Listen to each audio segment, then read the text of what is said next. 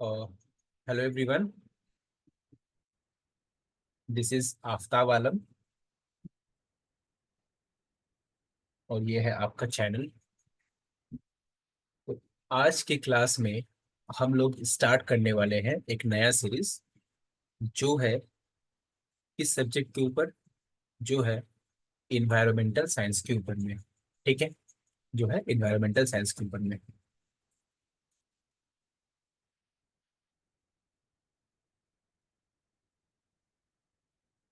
अब देखिए यहाँ पे, तो इस चैप्टर में हम लोग पढ़ने वाले हैं आज मैन। वन सेकेंड, हाँ चलिए। इस चैप्टर में हम लोग पढ़ने वाले हैं मैन, इन्वायरमेंट एंड सस्टेनेबिलिटी के बारे में पढ़ने वाले हैं। तो ये जो चैप्टर का नाम है मैन, इन्वायरमेंट एंड सस्टेनेबिलिटी। लेकिन उससे पहले क्वेश्चन आता है कि सर ये लेक्चर किन के लिए, दैट मीन्स किन के लिए ये बेनिफिशियल होने वाला है, ये अच्छा होने वाला है। तो मैं बोलूंगा जो बच्चे अभी फिलहाल स्कूल में पढ़ रहे हैं, मेनली किंग क्लास के बच्चों के लिए है। ये मैं बोलूंगा क्लास 11 में अगर आप पढ़ते हैं और अगर आपका सब्जेक्ट है ईवीएस, इन्वायरमेंटल स्टडीज, तो ये सब्जेक्ट, ये लेक्चर, ये वीडियो आपके लिए है। या फिर अगर आप कोई इंग्लिश मीडियम में पढ़ते हैं और आप कोई एनसीईआरटी बुक फॉलो करते हैं, तब भी ये वीडियो आपके लिए अच्छा होने वाला है, बेनिफिशियल होने वाला है। अगर आप सीबीएसई बोर्ड के हो, आईसीएसई बोर्ड के हो, या फिर वेस्ट बंगाल बोर्ड के हो, सभी के लिए ये लेक्चर अच्छा होने वाला है। ठीक है। एक सवाल आता है, बहुत सारे बच्चों ने कमेंट करके पूछा था कि सर नोट मेकिंग करना क्या जरूरी है। मैं बोलूंगा यस, आपको नोट मेकिंग करना ही पड़ेगा। क्योंकि मैं ये नहीं बोलूंगा कि आप ये वीडियो रिपीट वाइज देखते रहिए, बार बार देखिए। No, never. मैं आपको बोलूंगा आप इस वीडियो को वन टाइम देखिए। वन टाइम देखने के बाद इसका आप अपने कॉपी पे नोट्स बनाइए, और नोट्स बनाने के बाद उसी को बार बार रिवाइज करिए। ठीक है। बार बार वीडियो देखने की जरूरत नहीं है, एक बार पूरा टाइम लेकर बैठिए, नोट टेकिंग करिए, वीडियो बनाइए, दैट्स ऑल। काम खत्म। ठीक है। तो आ जाइए, बहुत सारी बातें हो गई, कैसे करना है, कैसे मूव करना है। और एक बात कि ये तो है हमारा वीडियो नंबर 1। इस सीरीज में बहुत सारे वीडियो आते रहेंगे।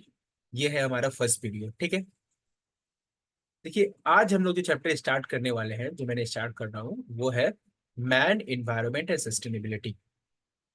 तो ये चैप्टर समझने से पहले हम लोगों को समझना पड़ेगा कि सर इन्वायरमेंट होता क्या है, क्योंकि हमारा चैप्टर का नाम ही क्या है, मैन, इन्वायरमेंट एंड सस्टेनेबिलिटी। तो फर्स्ट क्वेश्चन आता है कि इन्वायरमेंट होता क्या है ना, इन्वायरमेंट होता क्या है। तो यहाँ देखिए आप लोग, इन्वायरमेंट समझने के लिए हम लोग एक एक्टिविटी करेंगे। क्या करेंगे? एक एक्टिविटी करेंगे। एक्टिविटी में हम लोग क्या करेंगे, आप करिए, अगर आप जहां भी बैठे हुए हैं, आप अपने सराउंडिंग्स को देखिए। सराउंडिंग्स मतलब क्या होता है, अपने आसपास को देखिए। ठीक है। जब अपने आसपास को आपने लेकर देखा, तो आपने ऑब्जर्व किया होगा कि आपके आसपास में वाटर मिलेगा, है ना, वाटर मिलेगा।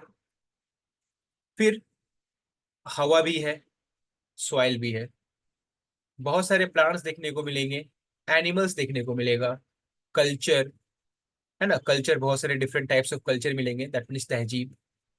बहुत सारे सोर्स ऑफ इनकम मिलेंगे, काम करने के जराए मिलेंगे, और बहुत सारा रिलीजन मिलेगा, है ना, मजहब मिलेगा। तो देखिए, water, air, soil, plants, animals, culture, income and religion, ये सब हमारे लिए जरूरी है। क्यों जरूरी है? फॉर द लिविंग, है ना, हमारे लिविंग के लिए जरूरी है। और ये सब आपस में मिलके एक सूटेबल कंडीशन बनाते हैं हमें रहने के लिए, है ना। और ये सब हमारे आसपास मौजूद है, और ये सब एक सूटेबल कंडीशन बनाते हैं किसके लिए? हमें, हमारे रहने के लिए, फॉर द ह्यूमंस। और इसी सूटेबल कंडीशन को हम लोग बोलते हैं क्या? हम लोग बोलते हैं इन्वायरमेंट। इसी सूटेबल कंडीशन को बोलते हैं हम लोग इन्वायरमेंट। अगर हम बात करें फर्दर इसी के बाद, कि इन्वायरमेंट किस लैंग्वेज का लफ्ज है, आप बोलिएगा इन्वायरमेंट फ्रेंच लैंग्वेज का लफ्ज है। और इन्वायरमेंट जो किस फ्रेंच लैंग्वेज का लफ्ज है, आप बोलिएगा इन्वायरमेंट इन्वायनोनर से निकला है। और इसका मतलब ही होता है आसपास, या फिर हम लोग बोल सकते हैं सराउंडिंग्स। क्लियर? देखिए एक फ्रेंच लैंग्वेज का वर्ड है, ये एक फ्रेंच लैंग्वेज का लफ्ज है, और इसका मतलब ही क्या होता है, इन्वायरोनोरल। और इसको हम लोग बोलते हैं सराउंडिंग्स। अब एक सवाल आता है कि सर क्या ह्यूमन, क्या इन्वायरमेंट का पार्ट है? देखिए अगर आप ऑब्जर्व करिएगा, हम लोग रहते हैं अपने घर पे, हमारा घर तो खुद एक इन्वायरमेंट के अंदर में ही है। तो हमारा सोसाइटी, है ना, हमारा सोसाइटी, हमारा कल्चर, है ना, सब कुछ जितना भी कुछ है सब किसके अंडर है, सब इन्वायरमेंट के अंदर है। तो हम लोग बोल सकते हैं कि यस, ह्यूमन खुद एक इन्वायरमेंट का पार्ट है। ठीक है, आइए नेक्स्ट बढ़ते हैं। अब देखिए यहाँ पे गौर करिएगा। देखिए, तो अगर एग्जाम में सवाल आए कि इन्वायरमेंट किसे कहते हैं, इन्वायरमेंट किसे कहते हैं, तो आप बोलिएगा इन्वायरमेंट का मतलब होता है, environment means all the living and non living organism which surrounds us and make suitable condition for the living is called environment। सबसे पहले हम लोग को समझना पड़ेगा कि लिविंग का मतलब क्या होता है। ठीक है, जमीन पर मौजूद वो तमाम एलिमेंट्स जिनके अंदर लाइफ मौजूद हो, जैसे जैसे प्लांट्स, है ना, प्लांट्स है, और क्या है, ह्यूमंस है, और क्या है, बहुत सारे इंसेक्ट्स है। ये सभी किस कैटेगरी में आएंगे, सब आएंगे लिविंग कैटेगरी में। जबकि बहुत सारे नॉन लिविंग भी है ना, बहुत सारे नॉन लिविंग ऑर्गेनिज्म भी है, जैसे वाटर है, एलिमेंट्स है ना, एयर है, सॉइल है। ये सब क्या होता है, यहाँ नॉन लिविंग और लिविंग आपस में मिलकर क्या बनाते हैं, एक सूटेबल कंडीशन बनाते हैं। किसके लिए बनाते हैं, हम इंसानों के लिए। और हम इंसान क्या है, हम इंसान है लिविंग। तो इसी को हम लोग बोलते हैं इन्वायरमेंट। देखिए, environment means all the living and non living organism which surround, जो हमें घेरे हुए हैं, हमारे आसपास की चीजें, and make suitable condition for the living, रहने के लिए सुटेबल कंडीशन बनाते हैं, इसको हम लोग बोलते हैं इन्वायरमेंट। समझ में आया? अब एक सवाल आता है, अब एक इंपॉर्टेंट सवाल आता है कि कंपोनेंट्स ऑफ इन्वायरमेंट क्या क्या है ना, कंपोनेंट्स ऑफ इन्वायरमेंट क्या क्या है। ठीक है, मतलब इन्वायरमेंट किन किन चीजों से मिलकर बना हुआ है। अगर आप ऑब्जर्व किए होंगे फर्स्ट स्लाइड में, तो ये मैंने ऑलरेडी वहां पे हेडिंग किया था, फिजिकल, बायोलॉजिकल एंड सोशल, है ना। फिजिकल में जैसे हम लोग बोल सकते हैं वाटर एंड सॉइल। एक सेकेंड, फिजिकल में हम लोग बोल सकते हैं वाटर, सॉइल। ठीक है, बायोलॉजिकल में ये सब आएगा, प्लांट्स, एनिमल, इंसेक्ट्स। और सोसाइटी में क्या आएगा, सोसाइटी में आएगा इंसान का मजहब, रिलीजियन, और क्या आएगा, उसका कल्चर, उसका तहजीब। ये तमाम चीजें दैट इज कंपोनेंट्स हैं, किसके कंपोनेंट्स हैं, इन्वायरमेंट के। तो हम लोग बोल सकते हैं इन्वायरमेंट के बेसिकली तीन कंपोनेंट्स होते हैं, फिजिकल, बायोलॉजिकल एंड सोशल। ठीक है, अगर एग्जाम में सवाल पूछ ले कि what are the dimensions of environment, तो घबराने की कोई बात नहीं है। डायमेंशन बोले या कंपोनेंट्स बोले, बोथ आर सेम, दोनों सेम होते हैं। ठीक है, दोनों सेम है। एक सेकेंड, दोनों ही सेम चीजें हैं। अब एक यहाँ पे बात आता है कि इन्वायरमेंट का हमारे ऊपर में, इन्वायरमेंट का हमारे ऊपर में क्या असर पड़ता है, क्या इफेक्ट पड़ता है।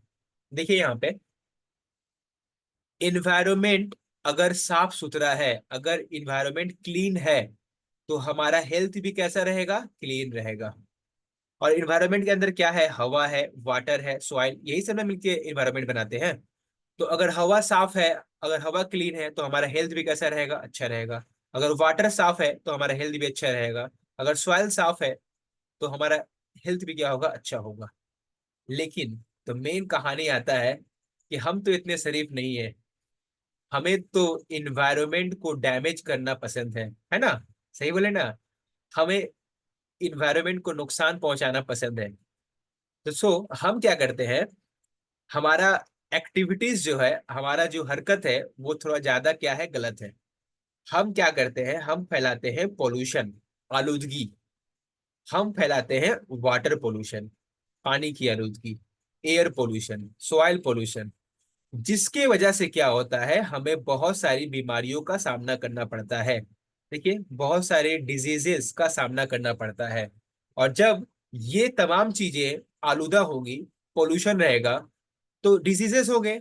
और जब डिजीजेस होगा तो ह्यूमन हेल्थ क्या हो जाएगा, डेंजर में पड़ जाएगा, ह्यूमन हेल्थ भी खराब होगा और ह्यूमन हेल्थ भी डेंजर में पड़ जाएगा।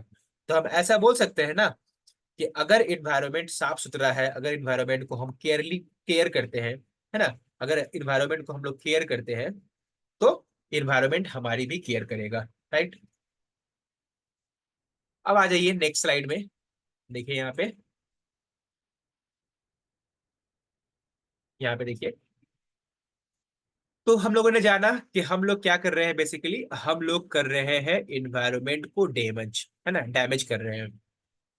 तो इस डैमेज से बचने के लिए, अच्छा, अगर हम इन्वायरमेंट को डैमेज करेंगे तो घुमा फिरा के ह्यूमन भी तो डैमेज होगा। ह्यूमन का इन्वायरमेंट, ह्यूमन का लाइफ भी तो डैमेज होगा, है ना? क्योंकि इन्वायरमेंट है तो हम है ना? तो इस डैमेज से बचने के लिए, इस ह्यूमन लाइफ का जो ये खतरा है, जो थ्रेट है ना, खतरा है। अगर इन्वायरमेंट डैमेज हो रहा है तो ये ह्यूमन लाइफ के लिए क्या है, थ्रेट है, खतरा है। इससे बचने के लिए 1972 में, 1972 में एक कॉन्फ्रेंस किया गया, ठीक है? और इस कॉन्फ्रेंस का नाम था यूनाइटेड नेशंस कॉन्फ्रेंस। और ये मेनली फोकस करता है किसके ऊपर में, ह्यूमन इन्वायरमेंट को किस तरह हम लोग सेव कर सकते हैं, महफूज कर सकते हैं, उसके ऊपर ये फोकस करता है, ठीक है? इसका नाम क्या है, यूनाइटेड नेशन कॉन्फ्रेंस 1972। अब इस कॉन्फ्रेंस में पता लगाया गया कि इन्वायरमेंट का जो हम लोग गलत इस्तेमाल कर रहे हैं, इन्वायरमेंट को हम लोग जो नुकसान पहुंचा रहे हैं, जिसकी वजह से बहुत सारे डिजीजेस, बहुत सारे खतरा, या फिर हम लोग उसको बोल सकते हैं हजार्ड पैदा हो रहे हैं, उससे इंसान को कैसे बचाया जा सकता है, ठीक है? इसके लिए ये जिम्मेदारी दी गई एक अदारा को जिसका नाम है WHO, ठीक है? WHO का फुल फॉर्म होता है वर्ल्ड हेल्थ ऑर्गेनाइजेशन। अब ये क्या करेगा, डब्ल्यू एच ओ बेसिकली करेगा सर्वे। सर्वे करने के बाद कहाँ सर्वे करेगा, ये सर्वे करेगा इन्वायरमेंट में, और पता लगाएगा कि इन्वायरमेंट को वो कौन कौन सी चीजें हैं जो क्या कर रही हैं, जो नुकसान पहुंचा रही है या डैमेज कर रही है। ये जिम्मेदारी दिया गया किसको, ये जिम्मेदारी दिया गया WHO को, that is world health organisation. और ये सब किस कॉन्फ्रेंस में डिसाइड हुआ, ये डिसाइड हुआ यूनाइटेड नेशन कॉन्फ्रेंस में, जो 1972 में हुआ था। तो मेरा सवाल आता है, यूनाइटेड नेशंस जो है कॉन्फ्रेंस है ना, और यूनाइटेड नेशन जो है एक अदारा भी है, एक इंस्टीट्यूशन भी है, तो इसका हेड क्वार्टर कहाँ है, दैट इज HQ। इसका हेड क्वार्टर कहाँ है? तो आप बोलिएगा यूनाइटेड नेशन का हेड क्वार्टर जो है वो है न्यूयॉर्क में। और न्यूयॉर्क शहर कहाँ वाक़ा है, न्यूयॉर्क शहर वाक़ा है USA में, ठीक है? देखिए, ये है हमारा यूनाइटेड नेशंस का जो मीटिंग हॉल है, ये अदारा है। और ये है इसका लोगो यूनाइटेड नेशंस का। एक और बात हम यहाँ बताना चाहेंगे कि देखिए, यहाँ पे हम लोग देखेंगे United nation conference that is 1972। United nation conference को हम लोग एक और नाम से जानते हैं, जो कि है स्टॉकहोम कॉन्फ्रेंस। स्टॉकहोम कॉन्फ्रेंस को ही बोलते हैं हम लोग यूनाइटेड नेशन कॉन्फ्रेंस ऑफ 1972, ठीक है? यहां देखिए, स्टॉकहोम जो है, स्टॉकहोम बेसिकली ये क्या है, एक शहर है। और ये शहर कहाँ मौजूद है, आप बोलिएगा ये शहर मौजूद है स्वीडन में, ठीक है? ये इतना था इस स्लाइड में, दैट इज अबाउट द कैसे हम लोग बचा सकते हैं इन्वायरमेंट को, ठीक है? आइए बढ़ते हैं नेक्स्ट स्लाइड की तरफ।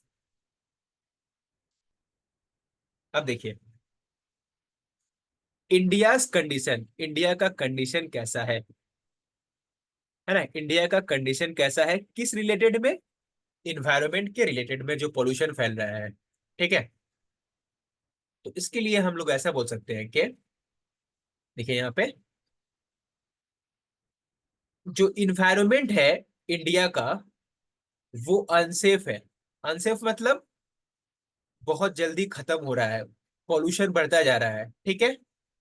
जो सैनिटेशन फैसिलिटीज है इंडिया में वो भी बहुत बेकार है, बहुत बेकार मतलब बहुत पुअर है, बहुत खराब है। वाटर पोल्यूशन इंडिया में बहुत ज्यादा हाई है। पुअर हाउसिंग, जो हमारा हाउसिंग डिजाइन है वो ज्यादा खराब है, जिसकी वजह से देखिएगा हमारे रास्ता में जब भी बारिश होती है तो वाटर लॉगिंग हो जाता है, जिसकी वजह से तरह तरह की बीमारियां होती है ना। तो ये तमाम चीजें प्रॉब्लम है इन्वायरमेंट ऑफ इंडिया का, इंडिया के इन्वायरमेंट का। तो क्या होगा, पीपल का जो हेल्थ होगा वो क्या होगा, वो इल होंगे, इल मतलब होता है बीमार, वो बीमार हो जाएंगे।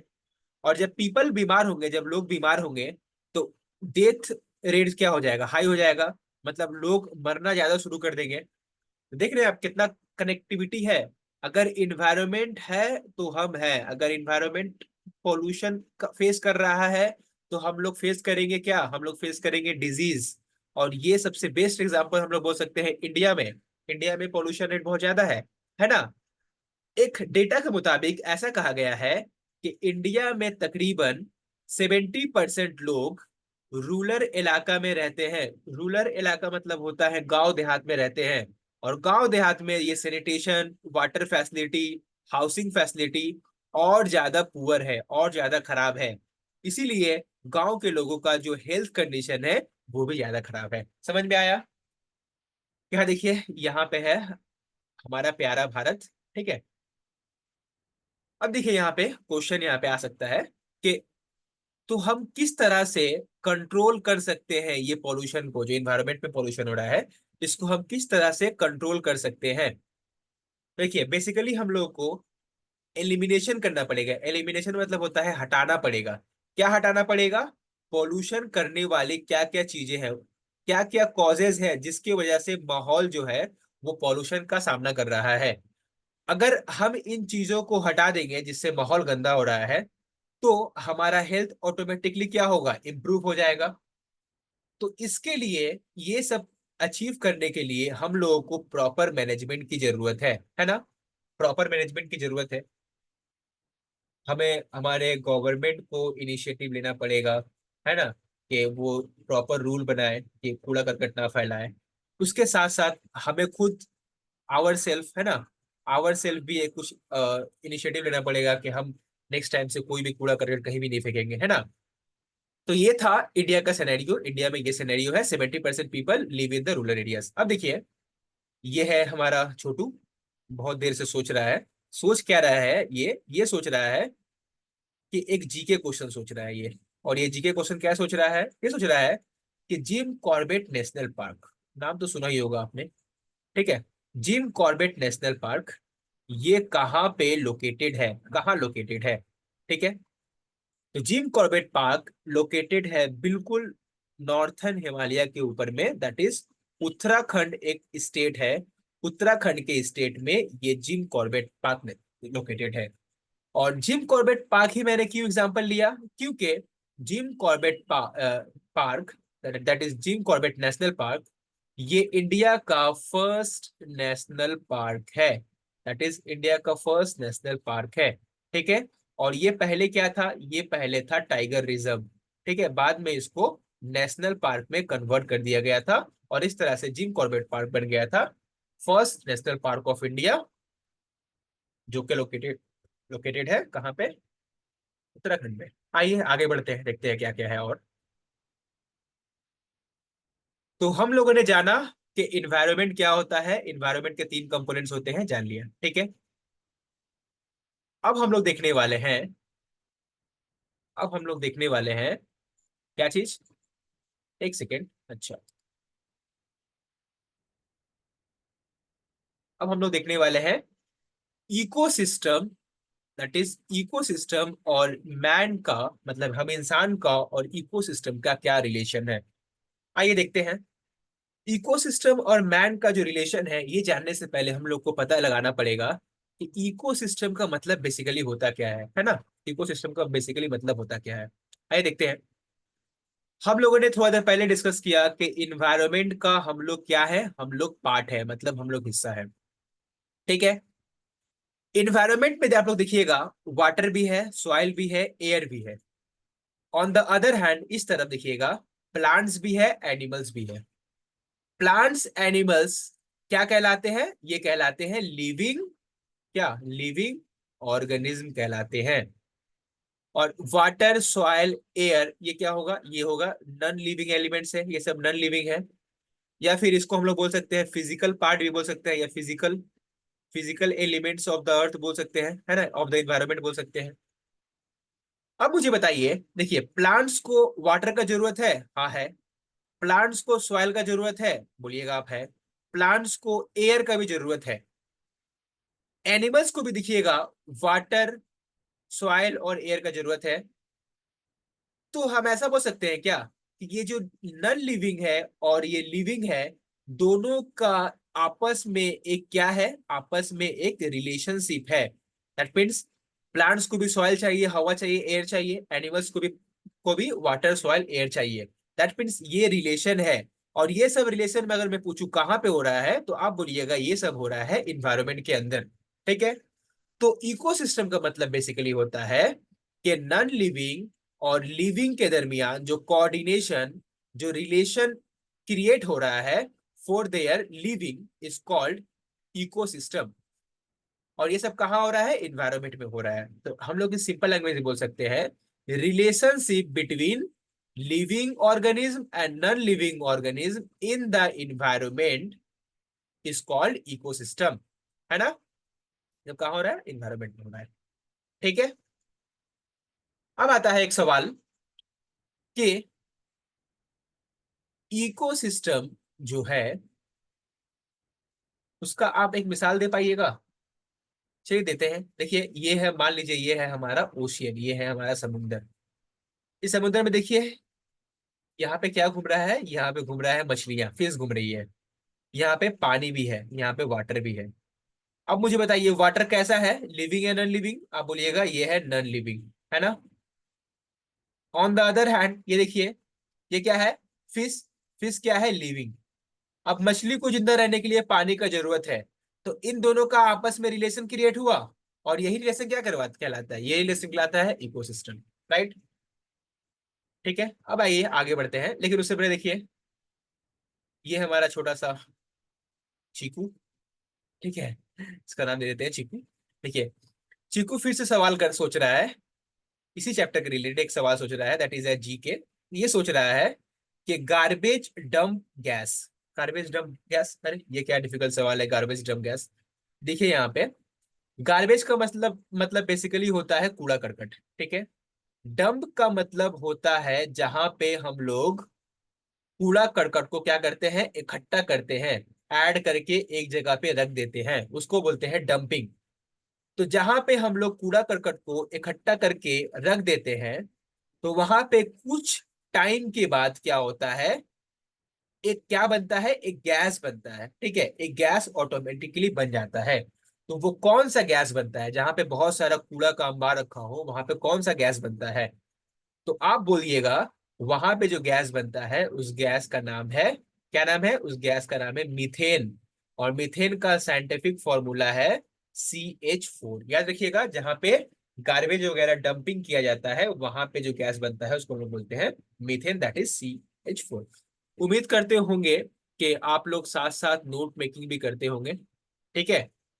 और जहां तक मुझे उम्मीद है कि यहाँ पे 50% से ज्यादा लोग ये वीडियो को छोड़ दिए होंगे, क्योंकि हमारा देखिए साइकोलॉजी है कि हम लोगों को अच्छा चीज जल्दी हजम नहीं होता है। ठीक है।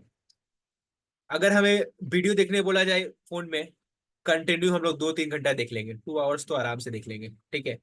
लेकिन वही फोन में अगर कोई पढ़ाई का वीडियो देखने को बोले हम, तो हमें नींद आना शुरू हो जाएगा। ये आपकी गलती भी नहीं है, हमारा दिमाग उस हिसाब से हम लोगों ने मॉडिफाई कर लिया है। तो उम्मीद करेंगे कि आप इस 50% लोगों में ना होंगे जो छोड़ दिए होंगे। लास्ट मुझे यहाँ तक उम्मीद है कि लास्ट 10% लोग ही इस वीडियो को पूरा देख के नोट मेकिंग कर पाएंगे। ठीक है। आइए आगे बढ़ते हैं। नेक्स्ट स्लाइड में है, क्या लिखा हुआ है, इकोसिस्टम, जो मैंने आपको बताया। आइए डेफिनेशन एक बार पढ़ते हैं इकोसिस्टम के बारे में। देखिए, in an environment, that is environment के अंदर क्या होता है, इंटरैक्शन होता है। इंटरैक्शन बोल सकते हैं, या रिलेशनशिप बोल सकते हैं, या फिर बोल सकते हैं कोऑर्डिनेशन होता है। किसके दरमियान होता है, between living and non living organism के दरमियान होता है। और यही इंटरेक्शन क्या कहलाता है, यही इंटरेक्शन कहलाता है क्या, यही इंटरेक्शन कहलाता है इकोसिस्टम, यही इंटरेक्शन कहलाता है इकोसिस्टम, राइट। अब आइए एक इंपॉर्टेंट बात, 1935, 1935 में एक साइंटिस्ट थे जिनका नाम था ए जी टांसले। ए जी टांसले ने सबसे पहले डेफिनेशन दिया था, किसका, आप बोलिएगा। ए जी टांसले ने 1935 में सबसे पहले इकोसिस्टम का डेफिनेशन या इकोसिस्टम के बारे में बताया था। ठीक है, अगर मैं आपसे पूछूं कि क्या आप इकोसिस्टम का कोई एग्जांपल दे पाइएगा। अभी मैंने थोड़ा देर पहले बताया कि कोई भी पानी वाला इलाका जहाँ पे लिविंग भी हो एंड नॉन लिविंग भी हो, दोनों का इंटरेक्शन हो, वो क्या कहलाता है, वो कहलाता है इकोसिस्टम। देखिए यहाँ पे, ये मान लीजिए हमारा वाटर बॉडी है, ये पूरा एक तालाब है, ठीक है, ये एक पॉन्ड है। इस पॉन्ड में पानी भी है और फिश भी है। मछली को पानी चाहिए, है ना, और यहाँ प्लांट्स भी है। फिश क्या है, लिविंग है। वाटर क्या है, नॉन लिविंग है। दोनों का इंटरेक्शन होगा, दोनों का कोरिलेशन होगा, तभी दोनों जिंदा रह पाएंगे। और यही रिलेशन क्या कहलाता है, ये रिलेशन कहलाता है इकोसिस्टम। लेकिन ये इकोसिस्टम कहाँ पे हो रहा है, तो आप बोलिएगा ये इकोसिस्टम हो रहा है पानी में। तो जो इकोसिस्टम पानी वाले इलाके में होता है उसको हम लोग बोलते हैं एक्वाटिक इकोसिस्टम। एक्वा का मतलब ही क्या होता है, पानी वाला इलाका। ठीक है, अब यहाँ आ जाइए लेफ्ट साइड में एग्जाम्पल 1 पे। यहाँ देखिए, ये जो है ये हमारा मान लीजिए ये लैंड है, खुश्की का इलाका है, हाँ। और यहाँ पे एक एनिमल है और यहाँ पे कुछ प्लांट्स है। ठीक है, तो एनिमल और प्लांट्स को जिंदा रहने के लिए मिट्टी का जरूरत पड़ेगा। मिट्टी पे पेड़ पौधे उगेंगे तब ना ये पेड़ एनिमल्स खा पाएगा। तो यहाँ पे भी एक रिलेशनशिप क्रिएट हो रहा है, एक रिलेशन क्रिएट हो रहा है। ये है एनिमल्स लिविंग, और ये जो सॉइल है ये है नॉन लिविंग। तो ये कहाँ पे हो रहा है, ये हो रहा है लैंड पे, ये जमीन पे हो रहा है। तो जो इकोसिस्टम जमीन पे बनता है उसको हम लोग बोलते हैं टेरेस्ट्रियल इकोसिस्टम। टेरेस्ट्रियल का मतलब ही होता है लैंड। तो इस तरह से हम बोल सकते हैं क्या, कि इकोसिस्टम का, एक सेकेंड, इकोसिस्टम का 2 टाइप्स होता है, right. First one is called terrestrial ecosystem. Terrestrial ecosystem कहाँ बनेगा, आप बोलिएगा ये बनेगा खुश्की के इलाका में। On the other hand aquatic ecosystem ये कहाँ बनेगा, ये बनेगा, कहाँ बनेगा, ये बनेगा पानी वाले इलाका में, वाटर वाले इलाका में। और 1935 में किसने दिया था, आप बोलिएगा एजी टास्ने ने दिया था। चलिए आगे बढ़ते हैं, देखते हैं नेक्स्ट क्या है इसी चैप्टर में। देखिए वेरी मच इंपॉर्टेंट है ये, क्या असर पड़ता है हमारे केयरलेस एक्टिविटी से जो हम लोग इन्वायरमेंट को नुकसान पहुंचाते हैं। देखिए,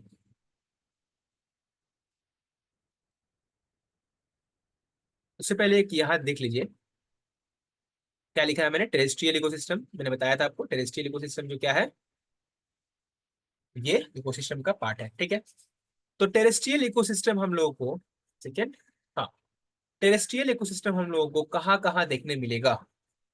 लैंड पे जंगल होता है, जमीन पे जंगल होता है। ठीक है, तो जंगल में भी इकोसिस्टम बनेगा।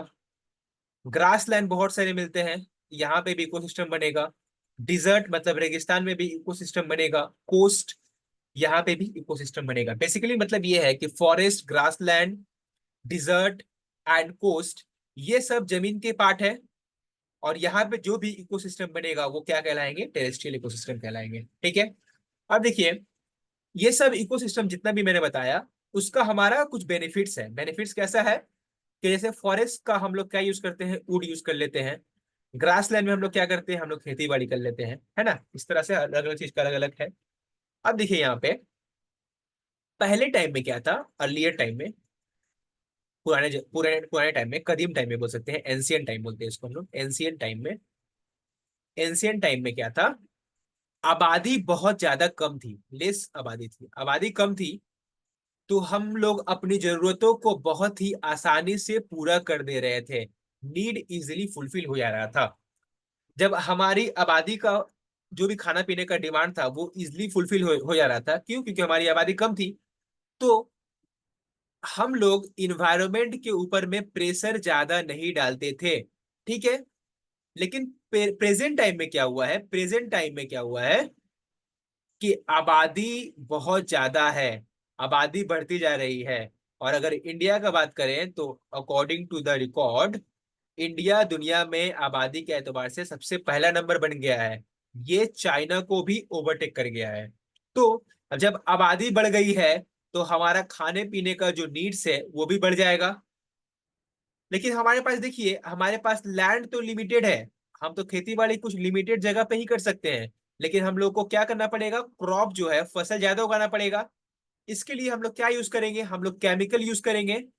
केमिकल यूज करके हम लोग क्रॉप्स का जो पैदावार है उसको ज्यादा करने का कोशिश करेंगे।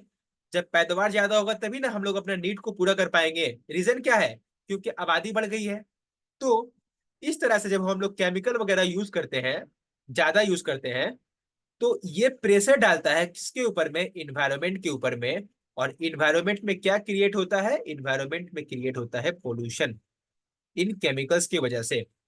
ठीक है। कोई डाउट? एक सेकेंड आ जाइए। नेक्स्ट देखते हैं क्या है। समझ में आया होगा आपको क्या रीजन है यह सबका। उम्मीद करते हैं कि आप लोग समझ गए होंगे। अब आइए यहाँ पे सॉरी। देखिए, जब इन्वायरमेंट में पॉल्यूशन होगा तो क्या क्या नतीजा निकलेगा, हम लोग क्या क्या करते हैं। हम लोग कर रहे हैं डिफॉरेस्टेशन। डिफॉरेस्टेशन मतलब क्या हो रहा है? डिफॉरेस्टेशन का मतलब होता है कटिंग ऑफ ट्रीज। हम लोग फॉरेस्ट को काट दे रहे हैं। फॉरेस्ट तो किसका घर है? फॉरेस्ट ये छोटे छोटे दिख रहे हैं आप यहाँ पे एनिमल्स, ये इनका घर है। हम लोग मिट्टी को आलूदा कर रहे हैं, पानी को आलूदा कर रहे हैं। और जब फॉरेस्ट को काट दे रहे हैं तो एनिमल्स का हैबिटेट, हैबिटेट का मतलब होता है एनिमल्स का घर। एनिमल्स का घर तो जंगल है, ये भी खत्म हो जाएगा। और जब इतना सारा नुकसान होगा तो जो इकोसिस्टम जो बैलेंस बनाए हुए हैं ये क्या रहेगा?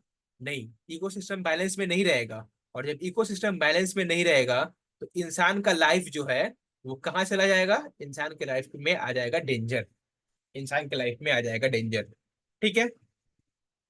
अब देखिए यहाँ पे हमारा चीकू फिर से एक सवाल सोच रहा है।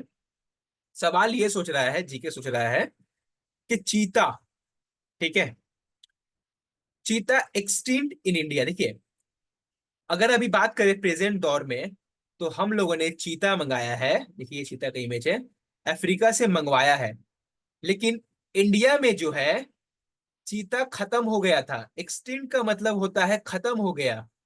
ये भी तो इन्वायरमेंट का पार्ट है, लेकिन चीता क्या हो गया, खत्म हो गया। इसका जो प्रजाति है वो खत्म हो गया।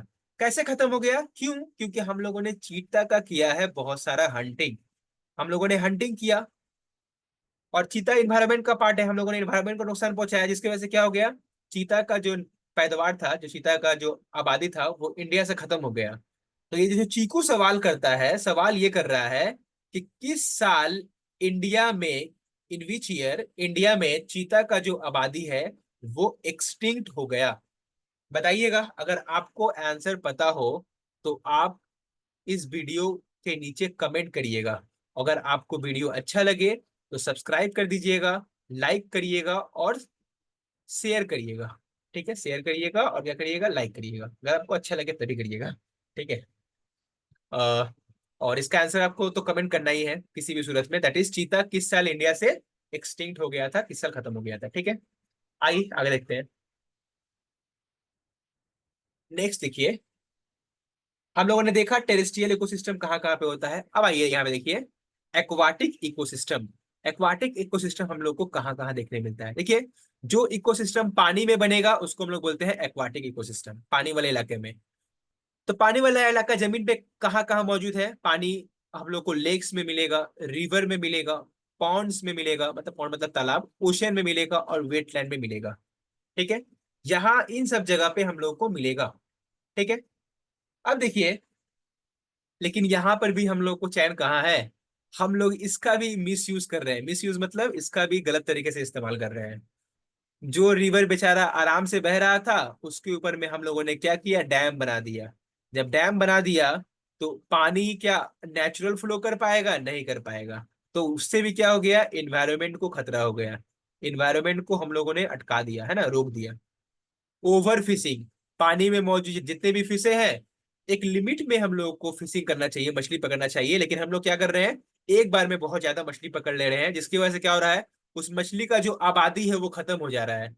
प्रोसेस क्या है कि कुछ मछली पकड़े, कुछ मछली को हम लोग समुद्र में छोड़ दिए, फिर वो मछली अंडा देगी, एग देगी, तो फिर उस मछली का जो है पॉपुलेशन, आबादी जो है दोबारा से बढ़ेगा, तो फिर हम दोबारा से उसको पकड़ेंगे। लेकिन हम लोग क्या कर रहे हैं, एक बार में ही पूरा मछली पकड़ ले रहे हैं, तो धीरे धीरे क्या होगा, वो उस मछली का आबादी खत्म हो जाएगा, है ना। समुंदर में, दरिया में हम लोग क्या फेंकते हैं, कूड़ा करकट फेंकते हैं, है ना। तो ये सब तमाम हमारा गलत एक्टिविटी है, जिसके वजह से एक्वाटिक इकोसिस्टम नुकसान कर रहा है, एक्वाटिक इकोसिस्टम में क्या हो रहा है, नुकसान हो रहा है। ठीक है। अब आइए, इससे बचने का तरीका, किस तरह से इससे हम लोग बच सकते हैं, क्या तरीका है।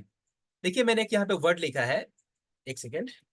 देखिए यहाँ पे हम लोग, मैंने एक वर्ड लिखा है, इस वर्ड का मतलब मैं बताता हूँ। ये वर्ड जो है लिखा हुआ है सस्टेनेबिलिटी। सस्टेनेबिलिटी को अगर आप इसको दो हिस्सों में तोड़िएगा, तो फर्स्ट जो वर्ड निकलेगा वो निकलेगा सस्टेन, है ना, सस्टेन निकला। सस्टेन का मतलब क्या होता है, बरकरार रखना, है ना। बरकरार रखना मतलब कायम रखना। तो मैं क्या आपको बरकरार रखने को बोल रहा हूं, मैं आपको बोल रहा हूं इन्वायरमेंट को बरकरार रखने को। जैसे इन्वायरमेंट है उसको वैसे क्यों ना रखा जाए, है ना। अगर इन्वायरमेंट को हम लोग उसके ही हालत में बरकरार नहीं रखेंगे, तो क्या होगा, हमारा केयरलेस एक्टिविटी की वजह से क्या होगा, इन्वायरमेंट क्या होगा, इन्वायरमेंट डैमेज होगा। और जब इन्वायरमेंट डैमेज होगा, तो क्या इन्वायरमेंट अपना जो खासियत है वो बरकरार रख पाएगा? नहीं, वो अपना खासियत को सस्टेन नहीं कर पाएगा, नो सस्टेबिलिटी, है ना।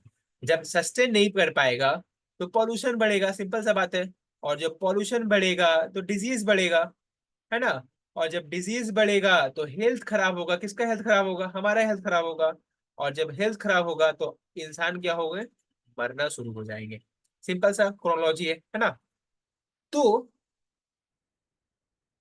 क्या हुआ कि हम लोगों ने सोचा है कि एक ऐसा डेवलपमेंट करेंगे, ये ऑल ओवर आइडिया है, कि एक ऐसा डेवलपमेंट क्यों ना किया जाए जो इन्वायरमेंट के सपोर्ट में हो। दैट मीन्स, अगर हम कहीं इंडस्ट्री बैठा रहे हैं, इंडस्ट्री लगा रहे हैं, तो हम लोग को बहुत सारा पेड़ काटना पड़ता है ना।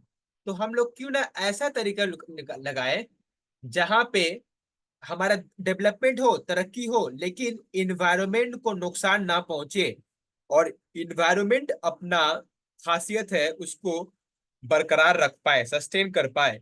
और इस तरह के डेवलपमेंट को हम लोग क्या बोलते हैं, सस्टेनेबल डेवलपमेंट कहते हैं। दैट मीन्स, वो डेवलपमेंट जो तरक्की तो करे लेकिन इन्वायरमेंट को नुकसान ना पहुंचाए, उसको हम लोग बोलते हैं सस्टेनेबल डेवलपमेंट बोलते हैं। ठीक है। अब देखिए, पूरे दुनिया में इस चीज को अचीव करने के लिए हम लोगों ने पूरी दुनिया में सस्टेनेबल डेवलपमेंट गोल्स सेट किया। ठीक है। हम लोगों ने कुछ कुछ गोल सेट किया कि हम लोग इन्वायरमेंट को नुकसान नहीं पहुंचाएंगे, और ये हमारा गोल है। तो और ये गोल हम लोग किस तरह अचीव करेंगे, ये गोल हम लोग अचीव करेंगे सस्टेनेबल डेवलपमेंट के जरिए अचीव करेंगे।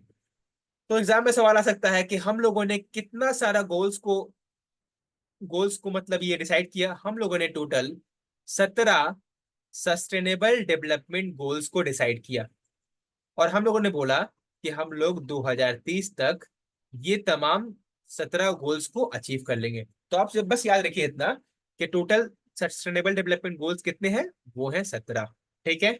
और सस्टेनेबल डेवलपमेंट मतलब क्या होता है, वो डेवलपमेंट जो डेवलपमेंट करे, तरक्की करे, लेकिन वो इन्वायरमेंट को नुकसान ना पहुंचाए। ठीक है। अब आ जाइए नेक्स्ट तरफ, ये है लास्ट स्लाइड। अगर आपने ये पूरा वीडियो देखा उसके लिए ठांकू ठांकू। ओके। ठीक है। ये हमारा जो वीडियो सीरीज है वो चलता ही रहेगा जब तक हमारा जो है सिलेबस, किसका सिलेबस आप बोलिएगा, ईवीएस का सिलेबस कंप्लीट ना हो जाए। ठीक है। ये था हमारा वीडियो नंबर 1। नेक्स्ट वीडियो में हम लोग इस चैप्टर का आगे का पार्ट पढ़ेंगे, और जब ये चैप्टर हो जाएगा कंप्लीट, तो हम लोग करने वाले हैं इसी चैप्टर का क्वेश्चन एंड आंसर ऑनलाइन ही, क्वेश्चन एंड आंसर ऑनलाइन ही। ठीक है। अगर आपको ये वीडियो अच्छा लगा तो लाइक सब्सक्राइब एंड शेयर कर दीजिएगा। Thank you everyone. Thank you for your time and patience.